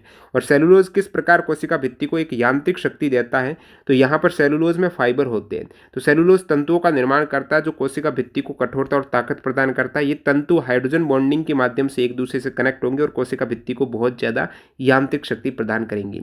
सेलुलोज के साथ में दोस्तों हेमी सेलुलोज और लिग्निन जैसे अन्य घटक भी कोशिका भित्ति को स्थिरता और लचीलापन प्रदान करते हैं। इसमें एक पैक्टिन भी होता है जो कोशिका भित्ति को चिपचिपापन और जल धारण क्षमता प्रदान करता है। गोल्जी बॉडी जो कोशिकांग है, तो गोल्जी उपकरण में मौजूद चपटी झिल्ली से घिरी थैलियाँ किस नाम से जानी जाती है? गोल्जी बॉडी में जो चपटी झिल्ली से घिरी थैलियाँ है ना, ये थैलियाँ क्या कहा जाता है? इसे कहा जाता है सिस्टरनाई। ये थैलियाँ है सिस्टरनाई कुंड है। सिस्टरनाई चपटी झिल्ली से बनी थैलियाँ जो एक के ऊपर एक व्यवस्थित होती हैं। तो सिस्टर एक के ऊपर एक एक जैसे आप सिस्टर नाई कह रहे हो, ये चपटी झिल्ली से बनी एक्चुअली थैलियाँ हैं जो एक के ऊपर एक एडजस्ट व्यवस्थित रहेगी। आमतौर पर एक गोल्जी उपकरण में ये 4 से 8 सिस्टर नाई एक से ऊपर एक व्यवस्थित रहेगी, टोटल 4 से 8। ये गोल्जी उपकरण के भीतर गोल्जी बॉडी का काम होता है पैकिंग और परिवहन का होता है, तो भीतर पाई जाती है और संश्लेषण, संशोधन और परिवहन में काम करेगी। सिस्टर नाई में प्रोटीन और लिपिड का ग्लाइकोसिलेशन और फास्फोराइलेशन होता है। ये थैलियाँ प्रोटीन और अन्य पदार्थों को वेसिकल्स में पैक करते हैं और उन्हें उनके घनत्व स्थान तक भेजती है। तो ये सिस्टरनाई की बात हो रही है जो चपटी झिल्ली से घिरी थैलियाँ है गोल्जी बॉडी में। किस एंटीबायोटिक को पहली चमत्कारिक दवा माना गया? पहली मिरेकल ड्रग है वो पेनिसिलिन को माना गया है। इसका उपयोग है एक तरीके से एंटीबायोटिक के रूप में। तो पहली एंटीबायोटिक जो गले के संक्रमण, मस्तिष्क ज्वर, सिफिलिस, इससे पहले ऐसी कोई एंटीबायोटिक आई नहीं थी टैबलेट। जैसे कोरोना के अचानक जो निकल के आई थी वैक्सीन, तो बहुत सारे आप सभी ने राहत की सांस ली। तो ये जो घटना पेनिसिलिन की है ना, 1928 से पहले ऐसे कोई टैबलेट थी नहीं जो एक्चुअली बैक्टीरिया वगैरह से लड़ सके, इन्फेक्शंस को कम कर सके। तो 1928 में अलेक्जेंडर फ्लेमिंग ने इसको खोजा है पेनिसिलिन को, और इसलिए इसे कहा है मिरेकल ड्रग्स। और ये पहला एंटीबायोटिक था। ये बैक्टीरिया की कोशिका भित्ति, क्योंकि जो बैक्टीरिया है रोग का कारण बनेगा बैक्टीरिया, तो उसकी कोशिका भित्ति, उसके सेल वॉल्स के निर्माण को रोकता है, जिससे बैक्टीरिया नष्ट हो जाएगा। बैक्टीरिया कोशिका भित्ति को रोक दिया तो और ज़्यादा बैक्टीरिया ग्रो नहीं कर पाएंगे, एक से दूसरा रेप्टी एक तरीके से मल्टीप्लाई नहीं हो पाएगा। और पेनिसिलिन ने द्वितीय विश्व युद्ध के दौरान 1945-40 के दौरान लाखों सैनिकों की जान बचाई थी। नेक्स्ट अपना क्वेश्चन 26, 1820 में एक प्रयोग के दौरान किस भौतिक विज्ञानी के प्रयोग ने विद्युत और चुंबकत्व के बीच संबंध को दर्शाया था? इलेक्ट्रिक और मैग्नेटिक, विद्युत और चुंबक, इनके मध्य संबंध है वो हेनरी क्रिश्चियन ऑर्स्टेड ने दर्शाया था। हेनरी क्रिश्चियन ऑर्स्टेड ने। और ये 1820 की बात है। हैंस क्रिश्चियन ऑर्स्टेड ने अपने प्रयोग के दौरान विद्युत और चुंबकत्व के बीच में संबंध स्थापित किया और इन्होंने क्या देखा कि एक विद्युत धारा को तार के माध्यम से प्रवाहित करते हैं। जब करंट को अपन वायर से प्रवाहित करेंगे तो तार के पास यदि कोई चुंबक की सुई रख दे, कंपास रख दे और यहाँ से करंट फ्लो हो रहा है, इलेक्ट्रॉन इधर है तो करंट इधर, तो करंट फ्लो यहाँ पर हो रहा है तो चुंबक की सुई में विक्षेपण आ गया। मतलब एक ये वायर करंट चुंबक की भांति व्यवहार करने लगेगी, तभी चुंबक की सुई में विक्षेपण आया। तो ये चुंबक की क्षेत्र उत्पन्न करती है। जब धारा है अस्थायी रूप से एक चुंबक की क्षेत्र स्थापित करेगी, जैसे ही करंट बंद करेंगे चुंबक की क्षेत्र यहाँ पर गायब।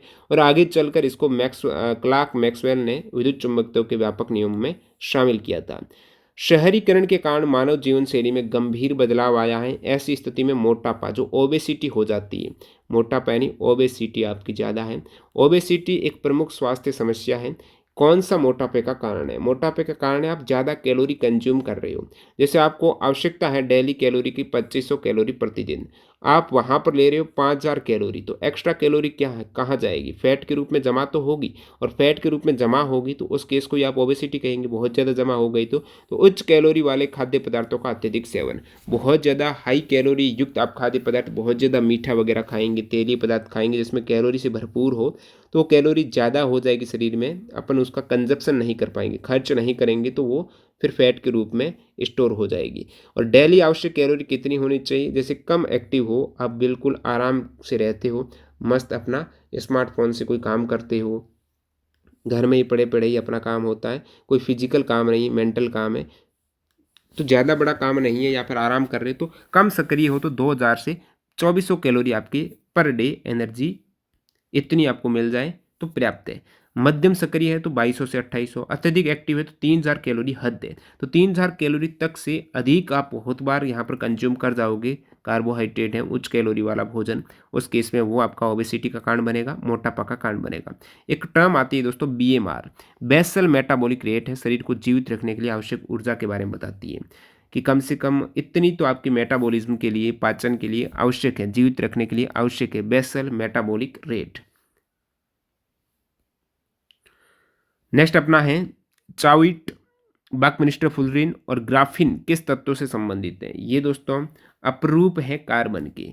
चाउट की बात करें तो कार्बन का एक दुर्लभ क्रिस्टलीय रूप है। इसे उच्च तापमान और दबाव के तहत, जैसे उल्का पिंड प्रभाव, तो उल्का पिंड प्रभाव की स्थितियों में बनाया जाता है। और चाउइट एक अत्यंत कठोर और चमकीला सफ़ेद पदार्थ है कार्बन का।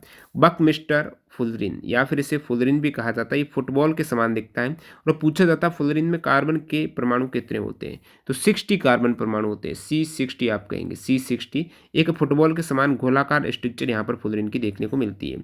ये नैनो टेक्नोलॉजी और औषधि विज्ञान में भी उपयोगी है बकमिंस्टर फुलरिन। नाम आता है ग्राफीन का। ग्राफीन कार्बन की एक लेयर है जिसमें परमाणु 2 आयामी यानी 2D हनीकॉम्ब संरचना में व्यवस्थित होते हैं। ग्राफीन को वर्तमान में सबसे पतला और मजबूत पदार्थ माना जाता है। यही विद्युत की चालकता का गुण भी दर्शाता है। तो ये सभी कार्बन के एलोट्रोप्स हैं, अपरूप हैं, जिसमें अलग अलग स्ट्रक्चर देखने को मिलती है। तो कार्बन में जब क्रिस्टलीय अपरूप की बात करें तो उसमें हीरा, ग्रेफाइट, फुलरिन आते हैं, और ग्राफीन ग्रेफाइट, ये सभी क्रिस्टलीय अपरूप है कार्बन के। और इसमें आपका फ्लोरीन में कार्बन की 60 परमाणु होती है। ग्रेफाइट कार्बन का नरम और चिकना रूप है जिसमें कार्बन परमाणु परतों में व्यवस्थित होते हैं। विद्युत का सूचालक है ग्रेफाइट। और कार्बन का कठोरतम रूप है हीरा, जिसमें प्रत्येक कार्बन परमाणु 4 अन्य कार्बन परमाणु के साथ सहसंयोजक बॉन्ड से जुड़ा रहता है। विद्युत का कुचालक है हीरा। प्रकाश का उत्कृष्ट अपवर्तक भी है हीरा। और क्रिस्टलीय रूप फ्लोरीन आपको बता दिया, ग्राफीन आपको बता दिया। नेक्स्ट यहाँ पर एक क्रिस्टलीय रूप आता है गैर क्रिस्टलीय, यानी नॉन जो क्रिस्टलाइन एलोट्रॉप्स है उसमें चारकोल, कॉक, कालिक है। कॉक पूछा जाए तो ये कार्बन का लगभग शुद्ध रूप है, 98% कार्बन है। एक कठोर शरंध्र भूरा काला पदार्थ है। नेक्स्ट, कौन सी स्थिति हड्डियों में दर्द, हड्डियों के अच्छे से विकसित न होने और नरम कमजोर हड्डियों का कारण बनती है, जिससे हड्डियों में विकृति आ सकती है। तो ये रोग की बात हो रही है, सूखा रोग, रिकेट्स रोग, जिसमें हड्डियां कमजोर हो जाती है। विटामिन डी की कमी के कारण ये रोग आता है। और विटामिन डी है सूर्य के प्रकाश से अपने शरीर में बनता है कोलेस्ट्रॉल से, और ये विटामिन डी की कमी के कारण शरीर में कैल्शियम और फास्फोरस अवशोषित करने में मदद करता है। कैल्शियम विटामिन डी नहीं हुआ तो आपको हो सकता है ऑस्टियोमलेशिया, रिकेट्स हो सकता है। ऑस्टियोमलेशिया हड्डियों से जुड़ी स्थिति है जिसमें हड्डियां नरम, कमजोर और लचीली हो जाती है। अस्थि मज्जा में पाई जाने वाली कौन सी कोशिका शरीर के लिए मरम्मत प्रणाली के रूप में कार्य करती है? अस्थि मज्जा यानी बोन मेरो की बात हो रही है। बोन मेरो अपने ब्लड शरीर में आरबीसी, डब्ल्यूबीसी, आरबीसी बनाने में बोन मेरो का योगदान है। यहाँ से अपना खून बनता है बोन मेरो से। और अस्थि मज्जा में पाई जाने वाली कौन सी कोशिकाएं शरीर की मरम्मत प्रणाली के रूप में कार्य करती है? रिपेयरिंग का काम करती है स्टेम सेल, मूल कोशिका आप कहेंगे। स्टेम कोशिकाएं शरीर के लिए एक मरम्मत प्रणाली के रूप में कार्य करती है और विभिन्न प्रकार की नई कोशिकाओं को बनाने और क्षतिग्रस्त ऊतकों को पुनर्स्थापित करने में महत्वपूर्ण भूमिका निभाती हैं। स्टेम सेल्स हैं, इससे बहुत सी नई कोशिकाएं बनती हैं। स्टेम कोशिकाएं पूरे जीवन काल में नई रक्त कोशिकाएं बनाती रहती है। स्टेम सेल से आपके शरीर में ब्लड जो सेल्स है वो बनती है, रक्त कोशिकाएं बनती हैं। चोट या बीमारी के दौरान ये कोशिकाएं क्षतिग्रस्त ऊतकों की मरम्मत में भी मदद करती हैं। जो ऊतक क्षतिग्रस्त हो गए हैं चोट के दौरान, उस केस में आपके स्टेम सेल्स मदद करेगी। स्टेम कोशिका प्रत्यारोपण, स्टेम सेल ट्रांसप्लांट, इसका उपयोग कैंसर जैसे ल्यूकेमिया और अन्य रोगों के इलाज में किया जाता है। अस्थि मज्जा में मुख्य रूप से दो प्रकार की स्टेम कोशिकाएं पाई जाती हैं। अस्थि मज्जा में अपने दो टाइप की स्टेम कोशिका, एक है हेमाटोपोएटिक स्टेम कोशिका और एक है मेसेंकाइमल स्टेम कोशिका। और जो हेमाटोपोएटिक स्टेम है, हेम जैसे ब्लड को कहा जाता है, तो ये रक्त, हिम ब्लड है ना, तो रक्त कोशिकाओं के निर्माण में जिम्मेदार होती है हेमेटोपोएटिक स्टेम सेल। और मेसेंकाइमल स्टेम सेल्स ये हड्डियां, उपास्थि, वसा, संयोजी ऊतक है, इनकी मरम्मत में मदद करती है। तो आपको बता दिया अस्थि मज्जा हमारे शरीर की हड्डियों के अंदर पाया जाता है, अस्थि के अंदर पाया जाता है। एक मुलायम ऊतक है, ये एक फैक्ट्री की तरह काम करता है जो हमारे रक्त कोशिकाओं का उत्पादन करता है। ये रक्त कोशिकाएं हमारे शरीर को ऑक्सीजन पहुंचाती है, संक्रमण से लड़ती है और कई अन्य महत्वपूर्ण कार्य करती है। एक वयस्क व्यक्ति में लगभग 2.6 किलोग्राम अस्थि मज्जा होता है और ये हर दिन हमारे शरीर में लगभग 200 बिलियन नई रक्त कोशिकाएं बनती है। कौन 1827 में एक सूत्र प्रकाशित करने के लिए प्रसिद्ध था जो विद्युत धारा, प्रतिरोध और वोल्टता के बीच में गणितीय संबंध स्थापित किया है? ओम के नियम की बात हो रही, जॉर्ज साइमन ओम इनका पूरा नाम है। ओम के नियम आप कहेंगे तो V बराबर IR होता है। जो आपका वोल्ट है, ये सिद्धांत बताता है किसी चालक में प्रवाहित होने वाली विद्युत धारा, जो विद्युत धारा है उसे चालक के सिरों के बीच लगाए गए विभवांतर के समानुपाती होती है। तो ये विद्युत धारा और विभवांतर V समानुपाती I होगा। और फिर V बराबर R एक कॉस्ट आ जाएगा, प्रतिरोध आ जाएगा V बराबर RI। तो ये V यानी विद्युत धारा और V आपका वोल्ट विभव और I करंट, ये एक दूसरे के समानुपाती होते हैं। कंडीशन है कि तापमान स्थिर रहना चाहिए। ओम के नियम में एक कंडीशन आती है तापमान की, तापमान स्थिर रहे तो V बराबर IR, ये गणितीय नियम याद रखिएगा। और ये सबसे पहले इन्होंने प्रकाशित किया था ओम ने 1827 में अपनी पुस्तक डी गैल्वेनिक KT मैथमेटिक्स है, यानी the galvanic circuit investigated mathematically, इसमें इन्होंने प्रकाशित किया था। ओम के नियम का महत्व है, ये विद्युत परिपथों का विश्लेषण करने के लिए एक मूलभूत उपकरण है। इसका उपयोग विभिन्न इलेक्ट्रॉनिक उपकरणों के डिजाइन में किया जाता है। ये विद्युत ऊर्जा के उत्पादन और वितरण में भी महत्वपूर्ण भूमिका निभाता है। नीला हरा शैवाल, एनाबीना और मीठे पानी की फर्न एजोला की पत्तियों में रहता है, जो कौन सा संबंध है? तो यहाँ पर एक नीला हरा शैवाल, एनाबीना और ये एजोला की पत्तियों में रहता है, जो मीठे पानी की फर्न एजोला और एनाबीना ये सहजीवी है। सहजीविता दर्शाते हैं, यानी दोनों को कहीं ना कहीं फायदा हो रहा है, एक दूसरे से लाभ मिल रहा है। सहजीविता जिसमें दोनों जीव एक दूसरे को लाभ प्रदान करते हैं, वो सहजीवी। तो यहाँ पर एनाबीना एक नीला हरा शैवाल है। ये एक नाइट्रोजन स्थिरीकरण करने वाला सूक्ष्म जीव है, नाइट्रोजन का फिक्सेशन करता है ताकि पेड़ पौधे नाइट्रोजन वायुमंडल से डायरेक्ट नहीं ले सकते, तो उसका यौगिक बनाकर सेवन करेंगे। तो एनाबीना एजोला की पत्तियों के बीच पाई जाने वाली केविटीज में रहती है। जो जगह है ना एजोला की पत्तियों के मध्य, वहाँ पर एनाबीना रहेंगे और ये वातावरण में मोलिकुलर नाइट्रोजन जितने भी वायुमंडल में N2 है ना, उसको स्थिर करके पौधों के उपयोग के लिए नाइट्रेट और अमोनिया में बदलती है एनाबीना, जो नाइट्रोजन स्थिरीकरण का काम करने वाला। यहाँ पर आपको जो पूछा सवाल है कि कौन से है जीवित, तो एनाबीना और आपका एजोला जो पेड़ है वहाँ पर ये एनाबीना रहते हैं। तो एनाबीना के रहने का स्थान एजोला जो पोषण प्रदान करता है। और सहजीवी संबंध की बात हो रही है तो यहाँ पर आपको प्रमुख और उदाहरण देख बता देता हूँ। तो परस्पर लाभकारी सहजीविता, दोनों को लाभ हो रहा है वो परस्पर लाभकारी, जैसे लाइकेन है। लाइकेन शैवाल और कवक के बीच सहजीविता है। लाइकेन किन के मध्य? शैवाल और कवक के मध्य। और शैवाल प्रकाश संश्लेषण द्वारा भोजन प्रदान करता है और कवक संरचना व नमी प्रदान करता है। दोनों को एक दूसरे से फायदा हो रहा है, शैवाल भोजन दे रहा है, कवक संरचना और नमी दे रहा है, तो ये दोनों सहजीवी हो जाएंगी। एक माइक्रोराइजा आता है, पौधों की जड़ें और कवक के बीच संबंध है। पौधों की जड़ और कवक के मध्य संबंध है वो माइक्रोराइजा है। कवक मिट्टी से पोषक तत्व फास्फोरस जो पौधे को देता है, जबकि पौधा कवक को कार्बोहाइड्रेट देता है। इसी प्रकार आपने देखा एजोला और एनाबीना। मधुमक्खी और फूल में भी सहजीविता देखने को मिलती है।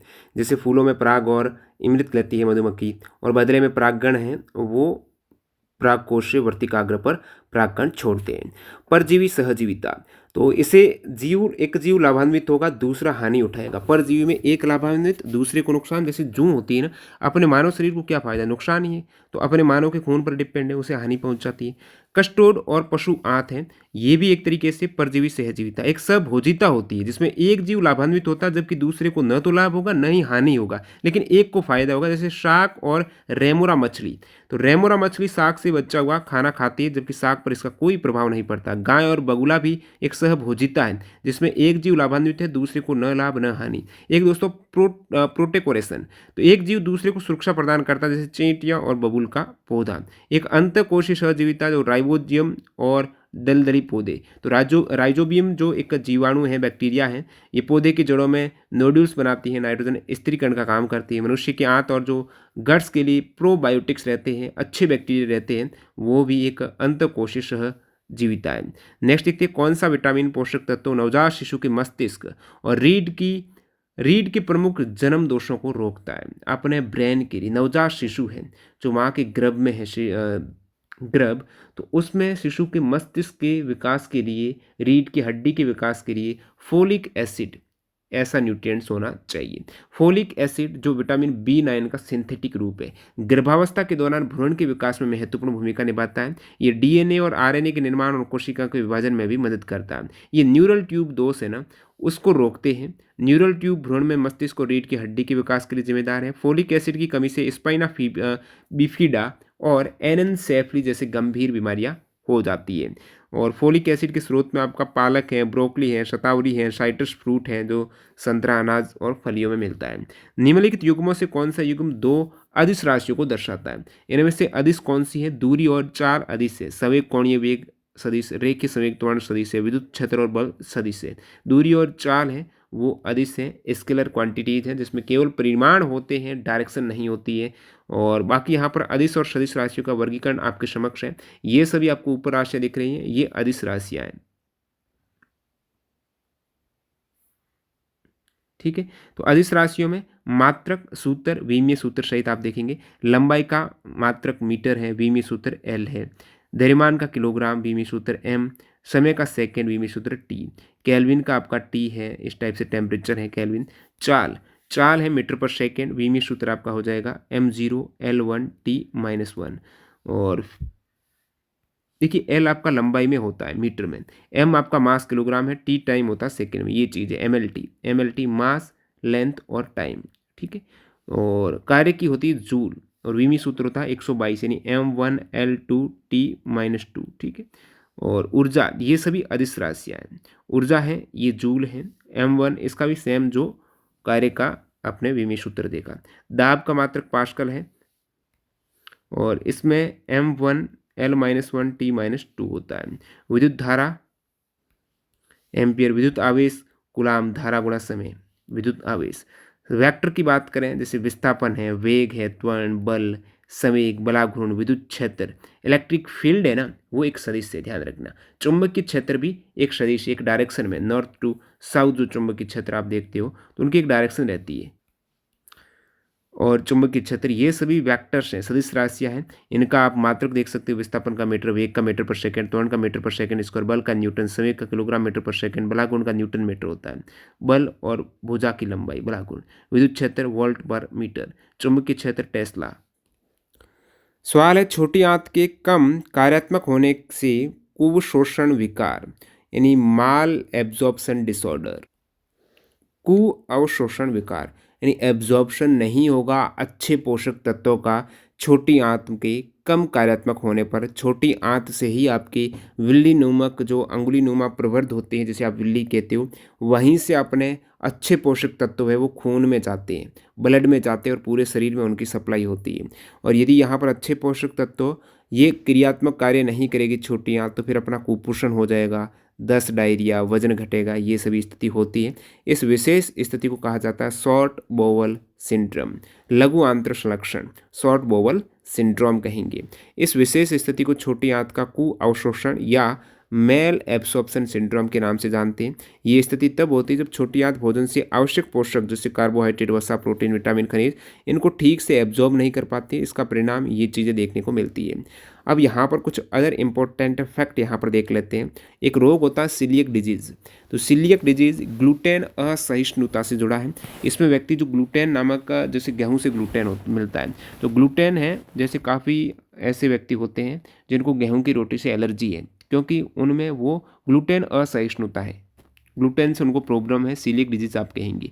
एक लैक्टोज असहिष्णुता, यानी उनको जो डेयरी प्रोडक्ट है, दूध और डेयरी प्रोडक्ट है, दूध से बने हुए जितने भी प्रोडक्ट हैं उनको पचाने में प्रॉब्लम आती है, तो लैक्टोज को पचाने में ये लैक्टोज असहिष्णुता हो जाएगी। लैक्टोज एंजाइम की कमी के कारण होती है, लैक्टेज एंजाइम। एक क्रोइन रोग होता है जो पाचन तंत्र में सूजन के कारण होता है। अब कुपोषण की बात हुई है सवाल में, तो कुपोषण के मुख्य रोग कौन से? Kwashiorkor, marasmus, anaemia.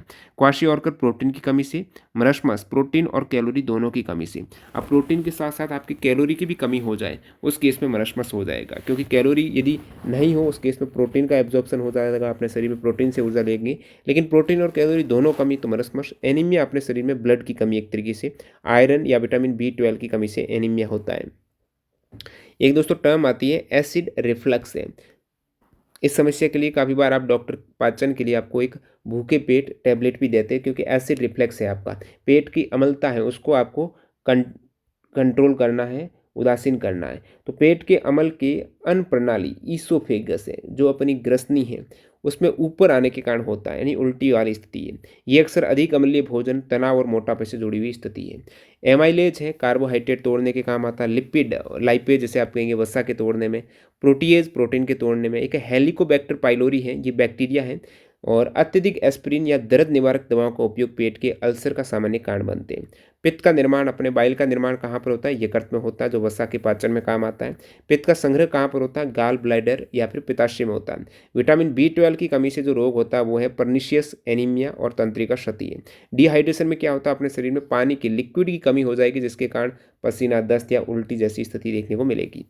जब एक पत्थर ऊपर की ओर फेंका जाता है तो किस प्रकार ऊर्जा का स्थानांतरण होगा? पत्थर आप फेंकेंगे तो गतिज ऊर्जा गुरुत्व स्थितिज ऊर्जा में बदल जाएगी, क्योंकि पत्थर अपन फेंक रहे हैं तो पत्थर जो जा रहा है ना उसमें गतिज ऊर्जा है, और धीरे धीरे रुकेगा तो वो स्थितिज ऊर्जा में कन्वर्ट हो जाएगी। जब आप पत्थर को फेंकते तो आप उसे एक निश्चित वेग देते हैं, इस वेग के कारण पत्थर में गतिज ऊर्जा होती है, और गतिज ऊर्जा का सूत्र है हाफ mv² है। पत्थर का द्रव्यमान और वेग का स्क्वायर है, उसका हाफ करना है। गुरुत्व स्थितिज ऊर्जा, जैसे जैसे पत्थर ऊपर की ओर जाता है उसकी गति कम होती रहती है और वह पृथ्वी की सतह से ऊपर उठता जाता है। इस ऊंचाई के कारण पत्थर में गुरुत्व स्थितिज ऊर्जा होती है। गुरुत्व स्थितिज ऊर्जा को निम्नलिखित सूत्र से आप दर्शाते हो। तो पोटेंशियल एनर्जी P बराबर mgh है। मास और जो त्वरण है गुरुत्वाकर्षण के कारण उत्पन्न त्वरण है g, और h हाइट है।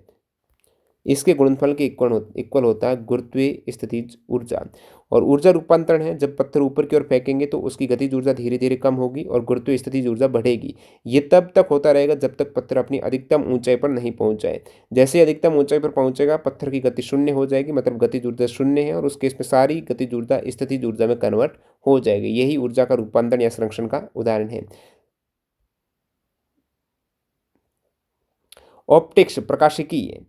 तो ऑप्टिक्स में कौन सा शब्द लेंस के डायफ्राम के खुलने को संदर्भित करता है, जो स्थानिक रूप से प्रकाश के प्रसार को सीमित करता है?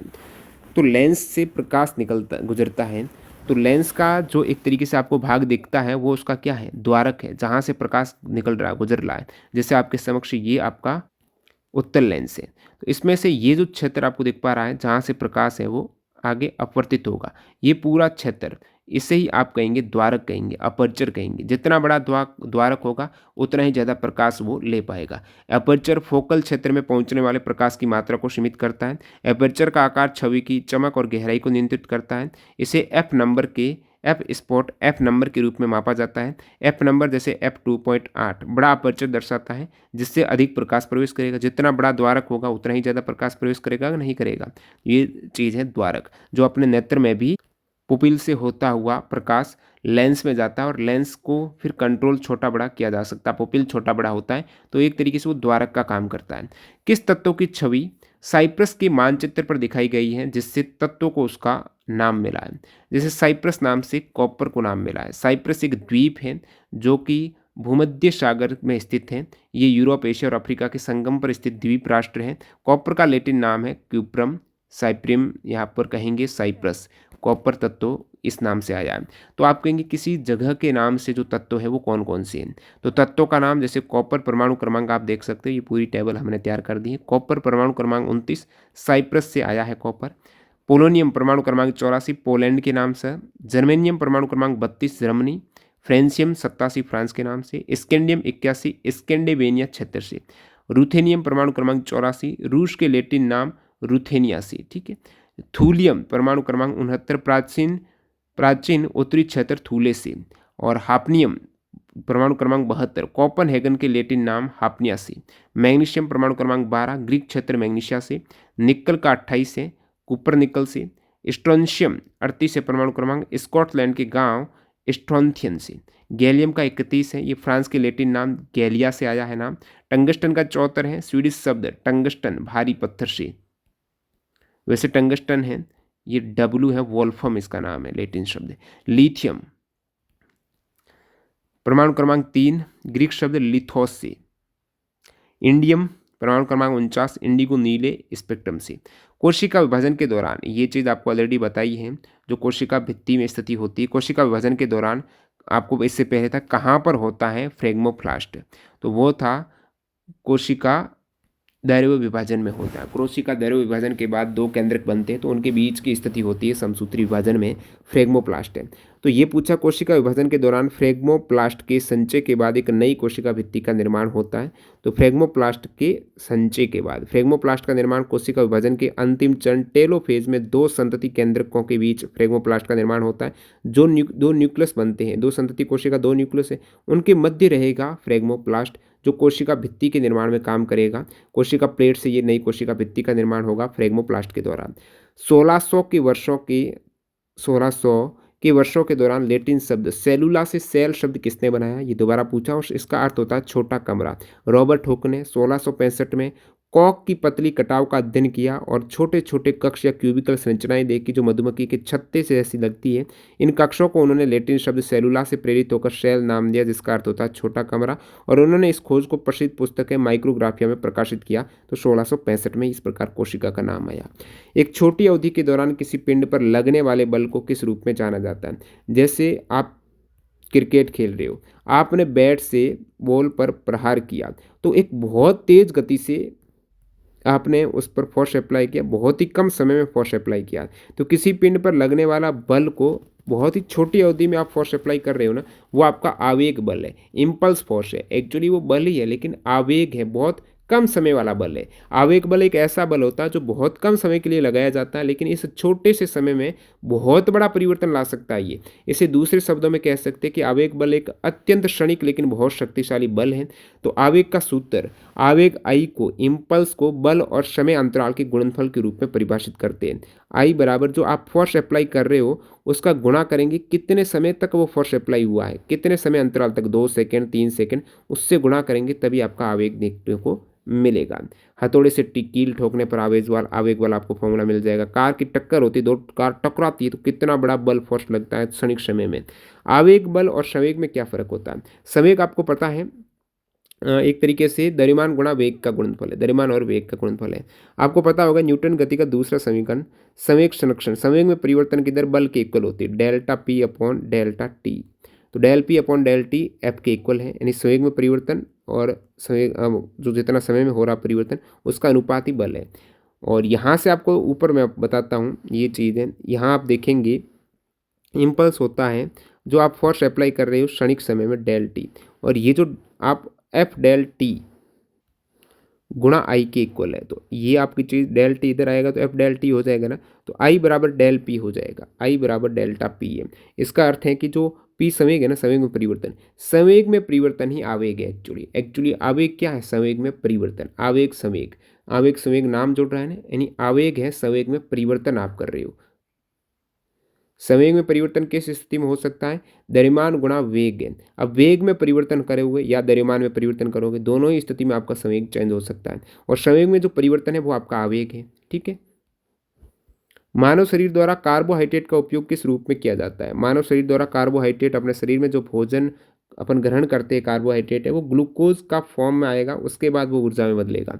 तो ये एक मोनोसेकेराइड है, ग्लूकोज C6H12O6 है, जो एक सिंपल शुगर का एक प्रकार है। ग्लूकोज आमतौर पर डी ग्लूकोज के रूप में पाया जाता है, यानी डेक्सट्रोज के रूप में, जो जैविक प्रक्रियाओं में सक्रिय रहता है। ये एक हेक्सोज है क्योंकि इसमें 6 कार्बन परमाणु है। इसका मोलिकुलर स्ट्रक्चर एक रेखिक या चक्रीय रूप में हो सकता है। ग्लूकोज, जब हम भोजन में कार्बोहाइड्रेट लेते हैं तो ये पाचन तंत्र में टूटकर ग्लूकोज में कन्वर्ट होगा कार्बोहाइड्रेट, और ग्लूकोज शरीर की कोशिकाओं के लिए ऊर्जा का मुख्य स्रोत है। अपने शरीर की प्रत्येक कोशिका को ऊर्जा चाहिए, वो ग्लूकोज से मिल जाएगी, और ये रक्त प्रवाह के माध्यम से पूरे शरीर में पहुंच जाता है और कोशिकाओं द्वारा इसका उपयोग किया जाता है। एक दोस्तों टर्म आता है ग्लाइकोजन। आप कहेंगे ग्लूकोज के फॉर्म में अपन कार्बोहाइड्रेट को कन्वर्ट कर देते हैं और फिर ऊर्जा का उपयोग करते हैं, तो ग्लाइकोजन क्या है?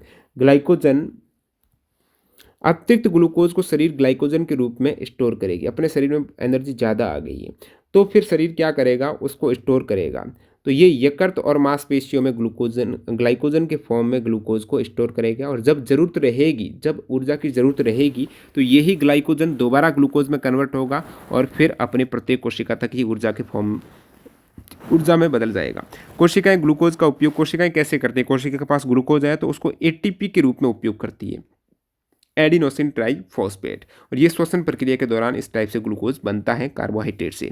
कार्बोहाइड्रेट वसा के टूटने में मदद करते हैं। जब पर्याप्त कार्बोहाइड्रेट नहीं होता तो शरीर में कीटोन्स बनने लगते हैं। आपने मान लेते हैं कि भोजन नहीं किया, काफ़ी दिन तक फास्टिंग आपने कर दी, 2 दिन तक आपने भोजन नहीं किया, तो पर्याप्त कार्बोहाइड्रेट अपने शरीर में नहीं है, तो शरीर में कीटोन्स बनने लगेंगे, और कीटोन्स हैं जिससे कीटोसिस, आप कहेंगे कीटोसिस, कीटोन्स बन रहे हैं।